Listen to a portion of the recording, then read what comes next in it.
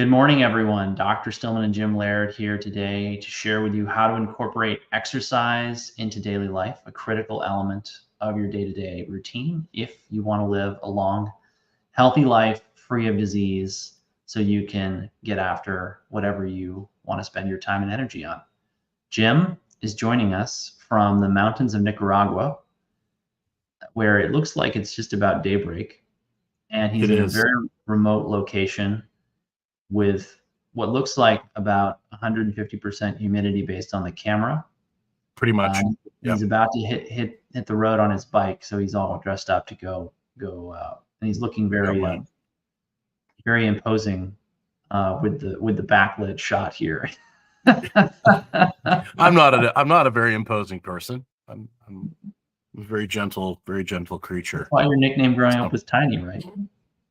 Oh, I'm at a coffee farm, and this is the very, very amazing coffee that they grow here.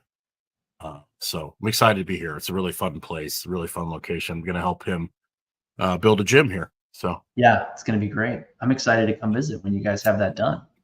Yeah, this is going to be kind of a exclusive, like kind of not really known to the public kind of place. So, which is my kind of jive. So it's pretty cool.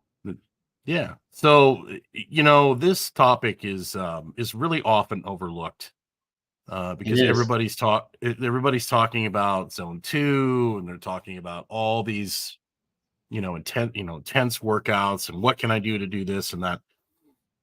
I can tell you from my own experience from, spending my entire life essentially in a gym, which I learned wasn't great because it really didn't help my circadian biology much, which is, I think circadian biology is the foundation of health. That's a topic for another day. But one thing I have noticed is since I've started working virtually, I don't move as much as I used to. And I actually have to program things into my day to move. Absolutely. Because before, I literally spent all day demoing exercises for clients, getting down on the floor, showing people different things. That's right. And picking up plates and putting them back on the racks and all that stuff. Picking up plates, loading plates for people. Carrying dumbbells over to people, putting dumbbells away. So I literally moved all the time, and I noticed like I'm still a lot stronger than the average person, but I've noticed like my grip strength isn't as strong. So I noticed I have to do, and being here, like this is only, I think the mountain here is 5,000 feet, which isn't huge, but like all the homes are, my house that I was on is on a hill like that, right? Mm-hmm. And I'm walking up and down the stairs, and I'm just like, oh my gosh, dude, like this is not easy. So, and I mean, as big as I am with my leg size, like going up and down hills and things like that is not really what I'm designed to do, but it requires a lot more oxygen. But still, it makes me like a little mental note, like, okay, we need to jog in the pool more, or maybe we need to find a hill and we need to do some walking up, because I've got Mombacho right next to me. I could very easily ride my motorcycle over. And driving up here, the roads are like this. It's going to be very interesting on the way down because it's all shale right now. They're kind of using these big pieces of equipment to like break the rocks up to make the road better. But you've got these ladies that are carrying baskets on their head, walking up this grade like this. Mm-hmm. And I'm just like, and I stopped in a little town on the way here named it's YUCL Uculu or Ucala. It's very remote. It's like an hour out of Multiculpa. And I stopped, and there was these like 4 kids and this truck full of cement blocks. And if you come here, these cement blocks, and they're about this big, and I'd say they're probably 50, 60 pounds a piece. Mm-hmm. And they literally build all the foundations of homes. They build parking lots out of it. They build paths. Everything's built out of these concrete blocks. And I watched these kids, these 4 kids. There's probably 500 blocks on this truck. They literally unloaded it in under 10 minutes. And these kids their forearms and their backs were just shredded. I mean, and I talked to them and they're like, yeah, we unload 10 or 15 of these trucks a day. Oh my gosh, that's You know, crazy. So I have to yeah. jump in here and tell you that I Yeah. played about 3 hours of pickleball on Saturday, and I was prepared for one. Yeah. And I managed to like throw out my right low back. I told you in a couple of Telegram Yeah. chats that I think that was related to the fact that I just started deadlifting again, and I'm using the trap bar and I'm pulling from the floor, which you've told me not to do before. And it just goes to show you that people lose track of how the human body can be conditioned to do seemingly insane things if you challenge it gradually over and over again, which is one reason why we so seriously harp on the fact that consistency is key. Consistency compounds over time to deliver great results. People have to be consistent in daily exercise. And that means it's got to be incorporated into their day-to-day routine, which is why we're doing this episode. Because if people don't incorporate it into their day-to-day routine, if it's not just part of their daily way of life, and you don't have to go to the gym every day. That's not what this is about. You don't have to unload, 50-pound concrete blocks from the back of a truck 10 times a day. But if you don't have daily movement incorporated, and if you don't have at least a couple of days a week where you go over your typical daily routine for exercise, you're never really going to be as healthy as possible. And if there's anything we've found, I think, from the longevity literature on exercise, it's that consistent, not even necessarily very high intensity, but consistent low level exercise, zone 2 being an example of that, is what helps people live longer, healthier lives. And we could go into why, but it's more important for people to have the action items, the steps to actually make this happen, rather than just think about it and know they should do it. Well, and this is even more challenging today because the way our modern life is, we've taken all of manual labor out of our lives. Like most people don't mow their grass anymore. Most people don't do anything anymore. I mean, you can order food and have it delivered to your door. You have groceries delivered to your door, which is great and convenient. But here, like down here, you have to move to live, and you're outside to live. And we've created an indoor life with no movement. And I think one of the, I was listening to somebody talk about yesterday about cortisol and it destroying joints and things like that. I don't necessarily think it's cortisol. These people are having these joint replacements is because of this, the sedentary lifestyle leads to using a lot more compression strategies. Compression as in things getting tight, like people's low backs and hips. Compression equals no fluid getting into things. And when you don't move, when you sit for long periods of time and you're not moving, you're not getting fluid into those areas. You're not getting nutrition. That's why if you sit on your butt for a long period of time, your butt's going to start to hurt. It's not that there's anything wrong with your butt. It's just the muscles down there just tell the brain like, hey, there's a lot of pressure down here. We're not getting what we need to be optimal. Could you please move? If you continue to do this. Yeah. So, one thing you can do when you're sitting is like I shift, like I'll sit on one butt cheek for a while. When I go on my long motorcycle rides, I can stand up while I'm riding my motorcycle. I can put my feet forward. I can move around in different positions. The same thing should be when you're in a chair. You should sit on your left for a while, sit on your right, go right shoulder. You should be shifting around all the time. And that's really going to help negate things. Same in the car. You should be shifting in different positions. You should also try to take a few breaths that are deep into your low back, where you're actually getting the air into the back of your chair in the car. That's a tip Bill Hartman gave me years ago. And every time my back gets tight in the car, I just take an easy breath in and I get that air deep, deep down in my low back, and it loosens everything up. Things like that. And then also just setting timers, every 30, 40 minutes you get up, and it's something as simple as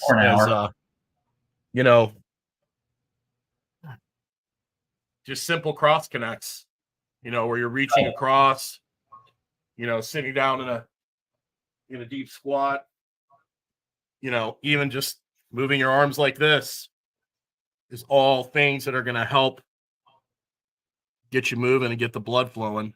And I think a lot of people get distracted by, well, I want to go run 10 miles on the treadmill, or I want to go lift this much weight on the bench press or the trap bar or the deadlift, whatever. Mm-hmm. The thing that people need to realize about their internal psychology, particularly the people who tend to work with us, who tend to be very driven, is that you're going to be attracted to doing things that you can quantify, that you've pegged sort of a value to. There's a subtle internal reward that you'll get if you set a personal record on the treadmill, the elliptical, the stair climber, the hack squat, the leg press, the deadlift, the bench press, whatever your chosen mode of exercise is.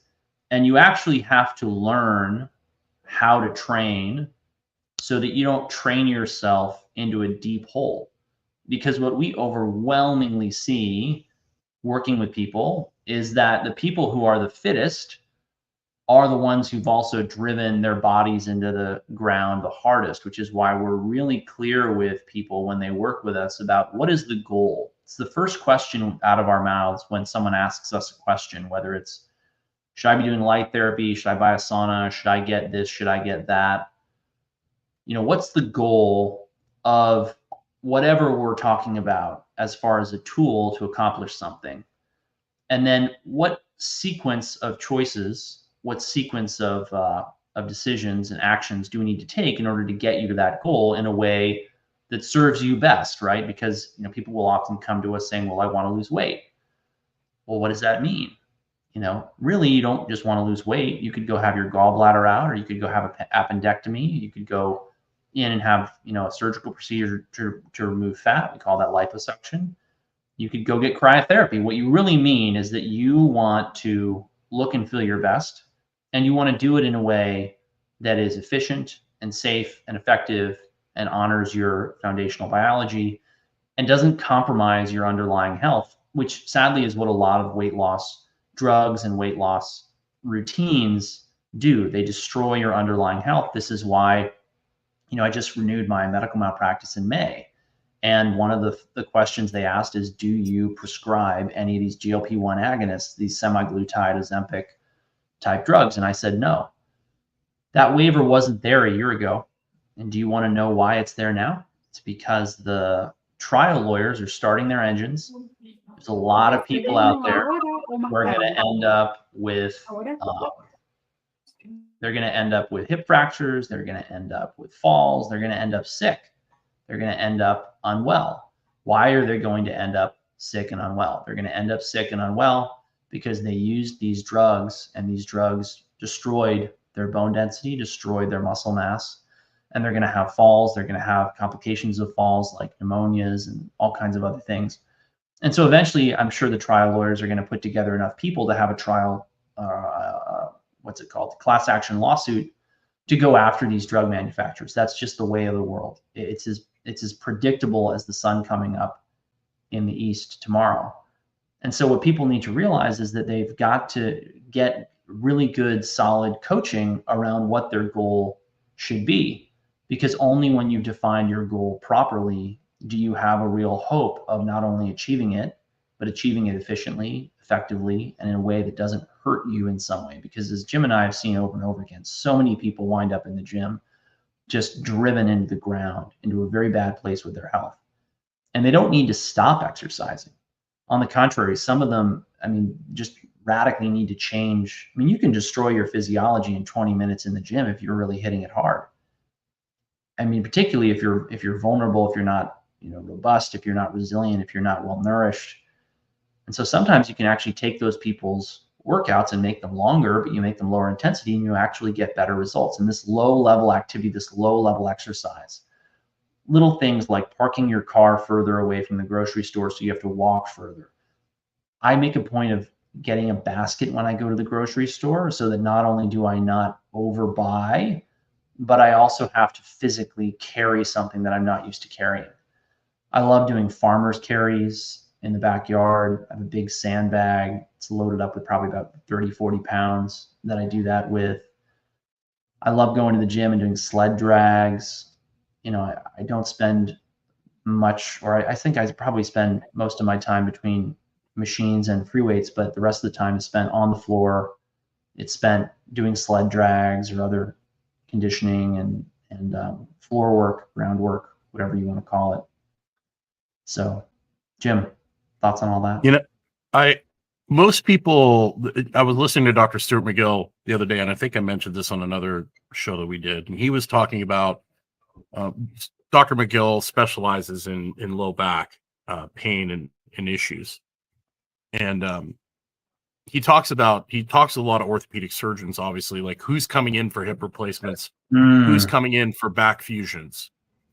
And he said the two populations are the extreme yoga people, and the extreme powerlifters. He's like, it's the two extremes. It's too much laxity, which causes problems, and too much stability, too much stiffness that causes problems. So you've got issues on both sides of the spectrum. You want to live somewhere in the middle, and that's where most people have a really hard time defining what the middle is. And most people end up having a health, an exercise outcome, a shoulder outcome, a knee outcome, a back outcome, because they don't really understand the strategies, the choices they're making, that every exercise is not necessarily good or bad, but it's going to have an outcome over time. That's and right. How do you, and I'm going to get into this on Thursday. How do we manage exercise selection? How do we manage exercises so that we don't take away options, right? So that we can get stronger, we can do things, but we don't end up taking away movement options, and we end up with less consequences as far as outcomes that aren't favorable. Now, if you're a world-class powerlifter, we're going to have to take away options, and that's just part of the sport. I hate to tell you, if you want to be an elite level athlete, you're going to have to sacrifice your health. There are things you can do to manage your health, but there's going to be sacrifices you have to make if winning is your priority. But if living a long time and looking good and feeling good, you got to live somewhere in the middle. And then you just got to you got to learn how to give your body what it needs, not necessarily what you think it needs or wants. And then learning when to push and when to rest. And most people do way too little activity and then try to make up for it with intensity, and it just does not work over the long run for most people. Right. And if people want to know more about what we're talking about as it pertains to them, we have coaching programs at stillmanwellness.com. You can sign up our Optimal Wellness membership. You've got a Q&A every month where you can jump on and talk to Jim and I about your goals, how to get there, what makes the most sense for you, how to structure your day, your workout routines, all of it. Because we see people really struggling to put together the puzzle pieces in a world where there's so much information. And what you really need is expertise, guidance, mentorship, coaching, someone to help you understand, quickly and efficiently, what do you actually need in order to achieve your goals? And obviously we take care of patients at my medical practice. That's stillmanmd.com. Apply for consultation, because we have a lot of people who not only need coaching and fitness advice and information and an education, but also need medical care. They're on hormones, they're on medications, they don't know how to get off of them. They've got complex underlying medical problems that need definitive diagnosis and treatment. This is all the things that we do at stillmanwellness.com and stillmanmd.com. But everyone, no matter where they are, gets this component of incorporating exercise into daily life as part of their recommendations, because it's, like we keep saying, it's foundational to life and it's critical for good health. Well, and most people need simplification. That's what they really need. Absolutely need simplification, yes. They need context provided for their situation, and that comes through getting to know people. And you can't get to know people on a half an hour call. You can talk to somebody for a half an hour and give some general advice, but over time, getting on a call with us consistently, you have, in the Optimal Wellness membership, which is only $1 a day. Not only do you get to support us, but you get a coaching call with Dr. Stillman and myself, and you get additional call with me as well. And then you get the recordings from all of our Thursday webinars, plus a whole bunch of other cool stuff. But yes, that's really the key, is interacting with us and us getting to know you. accountability and consistency are key. One thing that's become very disillusioning for me is the way that patients have been sort of conditioned to think that the best way to get medical care is to drop into the doctor when their foot is on fire or once a year for a little pat on the back and a pep talk. And this is nonsense. And I see it hurting patients. And really, it's a huge missed opportunity for them to actually optimize their health. And the reason we set up the medical practice and the coaching programs the way that we did is that if you really care about your health, you've got to care about a long-term vision, and it really should be. It should be significant. It should be very important to you, because at the end of the day, if you don't maintain your health, you're not going to be able to do any of the things that you want to do in life. Period. End of story. Full stop. And the thing is, you have to have consistency and accountability and guidance. You know, the number of people who I really help them in one consultation, I can probably remember those cases on one hand. Partly that's because we tend to attract people who've got serious issues. They've not, they've seen a lot of people, they've read a lot of things, they've learned a lot. It's not a simple, straightforward solution for them. But just as important is the process of iterating our approach to what their issues are. Jim will constantly be tweaking and changing and adjusting what he's recommending that someone does. And it's a process that occurs in real time when he's on a call with somebody. And I do the same thing, because I say it all the time. It feels like you never treat the same patient twice. They're always a different patient. And if you don't honor that, you don't get great results. And that's a big part of what I see as the problem in conventional and also integrative and functional medicine. Everyone is just, well, you all need this diet and you all need this bevy of supplements and you all need to do this and that and the other thing. And that's it. That's all there is to it. We can't tell you how many people we've seen that fail for. And we can spot in a 5-minute conversation the big rocks and big problems that the average person is struggling with. And all you've got to do is jump on one of these calls in order to let us help you get the progress that you're looking to achieve. Thank you for tuning in. I see we have a bunch of people watching. Please give us a like, give us a subscribe if you haven't subscribed already. We're here every Monday. We do a live. On Thursday, I'll be doing a deeper dive into exercise, things that most people should be doing, ways that you can change exercises, common exercises that you're doing in the gym to basically tweak them. We send an email out on Wednesday night with a link to sign up to those, so that if you're on the email list, if you go to stillmanwellness.com, you go to the bottom of the website, you can get on the email list. You can also join a membership there if you wish to. We're happy to take some questions here. We have a few minutes, so we're happy to, if you feel free to comment. We'd love to get suggestions on future chats. You can check out we've got some scheduled topics on both Dr. Stillman and my YouTube channel. You can see the future. Go set a reminder on those so you come back on Mondays, and then get on the email list so you get that Wednesday night webinar link so you can get on it. And we answer questions on that as well. We really want to interact with you. We really want to help figure out what information you want us to help you kind of shuffle through. And so we'd be happy to get some topics that you want to hear about that we can simplify for you, because we know that it's like drinking out of a garden hose, especially with the amount of information that's out there. And it's only going to get worse, because as AI continues to evolve and the massive amounts of content people are putting out, it's just going to continue to get noisy. And so much of it is just fake. And that's the sad thing, is I'll constantly ask you, it feels like, Jim, for your input on different things I see in the health and wellness world. And people don't realize that there's just a lot. I mean, I sent you a book the other day that will remain nameless because we don't like to publicly defame people. But I asked Jim what he thought of this book, and he said that book has destroyed many hip capsules. It's sad.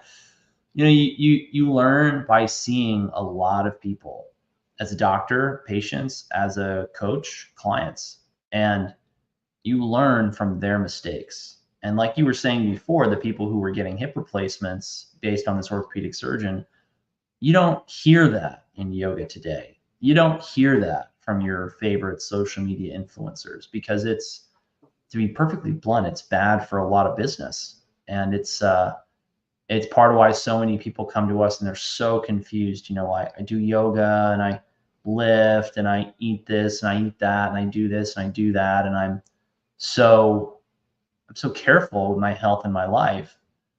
Why is it that I've now got this strange, unusual problem, right?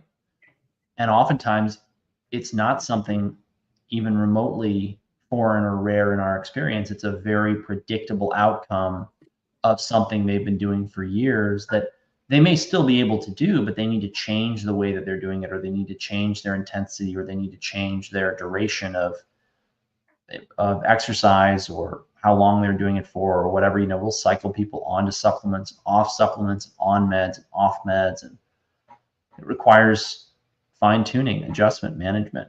You're not, a car that can be put on autopilot. You're much more complex than that, and you should act accordingly. Do you have any idea what this Terra P90 device is? So, Do you know what that is? Organic RN asks, what are your thoughts on the Terra P90 device? I'm not familiar with this device. We'd have to look it up. Jim, maybe that's something you can, I don't know if you have time. You have time? I can look it up sometime. Get back to us maybe. Yeah, we can look it up. Cool. We can do that.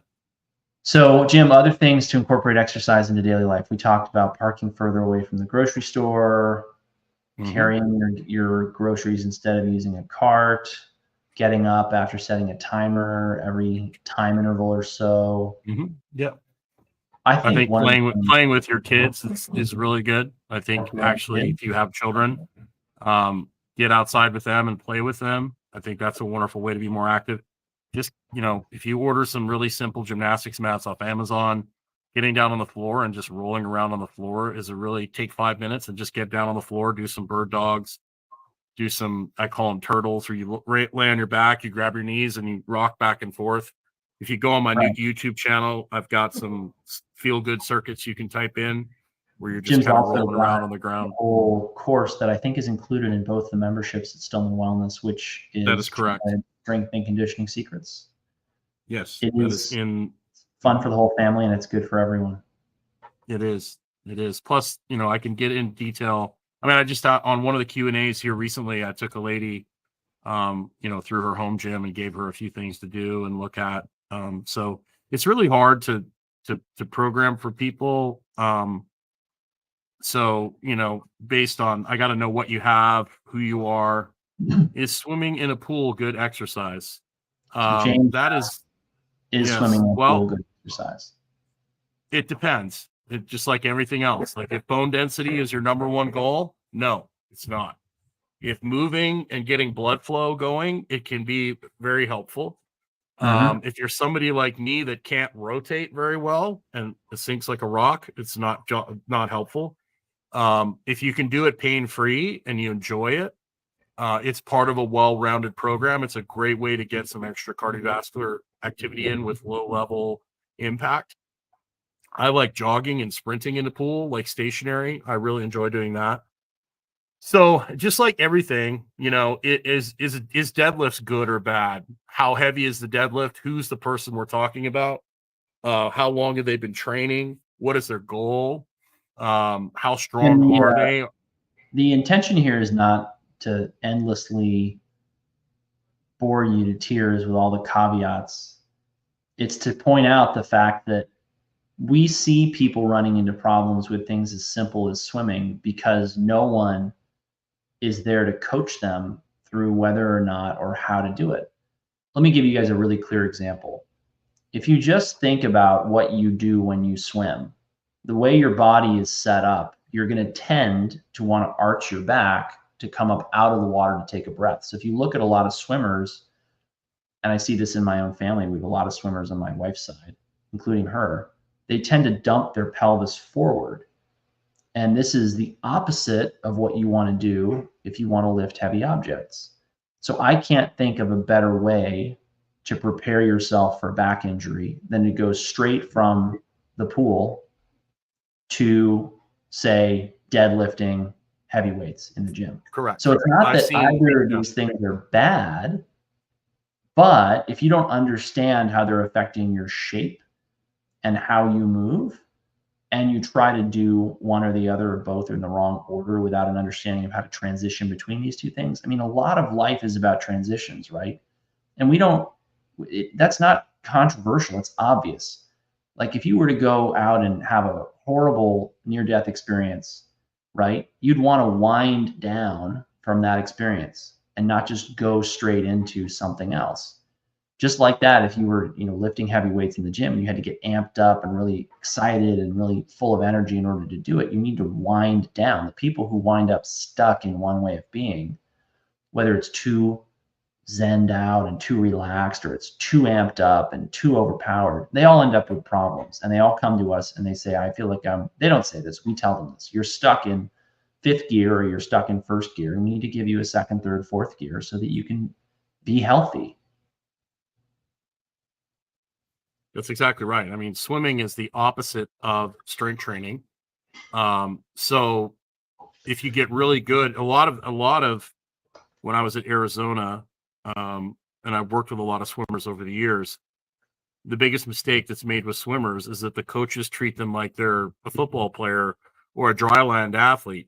If you take a swimmer and you put them in the weight room and you do dryland training with them, they look drunk. I mean, they literally look like baby deers that are like, because they spend so much time in the pool, and there's nothing wrong with that. That's what they've adapted to. So you have to water down the strength training to the level that they're at. If you start doing box jumps and things like that with swimmers, you're going to end up with a lot of injured swimmers. And it's not the fact that strength training is necessarily bad. It's just that you push them into something way too quickly. Right. The same thing as like weightlifters. If I took a elite level powerlifter that have no swimming background and all of a sudden just threw them in the pool, right, and tried to get them to do freestyle Olympic swimming or butterfly and all that stuff, most of them are going to have a horrible outcome, right? So I would choose, if I was going to use the pool with a powerlifter, it would be jogging in the pool. It'd be a great way to just increase recovery, increase blood flow. So we got to look at like, what is the goal of the activity? That's the main thing I try and get people to do, is think about, okay, what is this activity going to do for me? What are the pluses? What are the minuses? And what am I trying to get out of it? So Kaneen asks, great question. Hello, Kaneen. Thank you for tuning in. It's great to see you here. She mentions that her chiropractor gave her a wobble cushion and she loves it. Jim, do you have an opinion on these? I think I know what this is. I'm sure. I think that's like an AirX pad essentially, and it just allows her to shift around in her pelvis when she's seated, and that's really good. Yeah, a lot of people don't realize that variability is something we talk about. I mean, I feel like we talk about it a lot, but I think we need to talk about it more. People just need to really get comfortable with this idea that, it's normal in our society. This happens all over the place. Somebody thinks, I exercise, therefore I am healthy. And their idea of exercise is they go to the gym, they do the same sequence of machines and lifts every time the same way. And then they go out for maybe a walk in their neighborhood and they walk the same way, or they go do, swimming at the pool and they swim the same different strokes or types of swimming. And they don't realize is this is driving specific strategies. And with these specific strategies, they're using muscles and different elements of their body in restricted ways. And the cool thing about things like wobble cushions or balance boards or anything that forces you to deal with the randomness and the asymmetries of your body, it pushes you to move and shift your weight and change pressure in different compartments of your body in unique ways. And that's part of why, I see people really enjoying a lot of sports where there's just an element of randomness to it. Like I love pickleball. I love racket sports.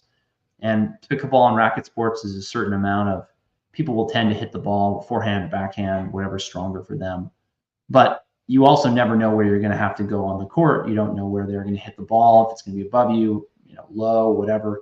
Creates a lot of variability in your movement structure and style, which is part of why I think I feel phenomenal after I play pickleball, and why I'm a little bit sad that I hurt my low back because like I said, I deadlifted on Monday last week, didn't respect the fact that I hadn't done it in a long time, didn't lift from bumper plates. Little things make a huge impact. And that's part of the joy of coaching people is we help you understand what little things can finally get you the progress that has been eluding you.